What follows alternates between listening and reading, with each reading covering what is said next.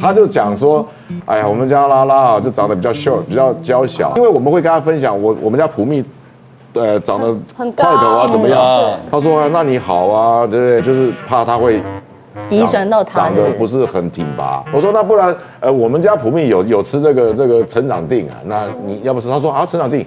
他很害怕给小孩子吃不好的东西。后来我是真的是让我女儿去尝这个东西，然后她还补我一句话啊，那叫拍地出后顺。我就是让我小朋友吃一些成长定。他从7岁那个时候的照片，哇哦，那个时候7岁的时候，他大概是在我的肩膀这边，还不到肩膀的位置。现在10岁已经到我的肩膀，窜的已经上来了，窜的非常快。我女儿是标准的3-7身。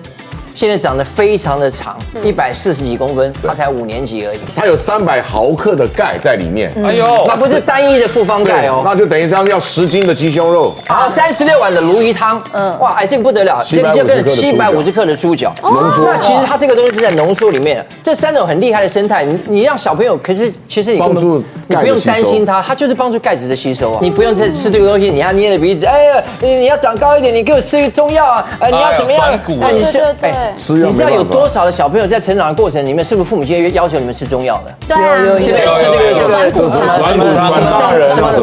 等大人啊，等大人。成长定是什么？它有一点牛奶草莓的口味，这小孩一定很爱吃啊。对，就把它当成零嘴在吃，就像糖果一样。那你也知道，其实我们在小朋友的这些成长的过程当中，他有很多的因素会影响到他的成长。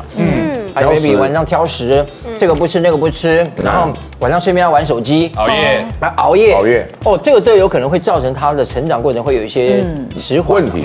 对，我让他吃这个东西的原因是很简单，就是因为我觉得第一个，它是一个让你觉得很放心的一个成长定，然后呢，你会觉得说它其实比起我们平常吃一些什么粉状的啦、果冻状的啦，来的方便，吸收也快。对，随时就放在嘴里面。它是现在运用了最新的浓缩技术啦，然后因为现在你说要用钙啊，你单一方面的钙不行，那用复方钙，2颗是算是1份。它最主要是因为什么？它有专利的什么聪明磷脂跟什么芝麻素，就是帮助睡眠。对，因为睡得好，其实小朋友的专注力不够，睡眠不好的时候，就是他专注力就不够，可以帮助他睡眠，在有限的时间内做充足的睡眠，可以让他提高脑袋的反应跟逻辑。所以这个很他的反应跟逻辑会特别的快。我必须说，他让他的专注力变好了。你可以很清楚、明显的发现他在学校这个过程是一直往上走的，你就会觉得好放心啊。能够提早去补充营养，这是最重要的。我自信很重要，真的。所以他有经过了所有的认证 SGS， 但是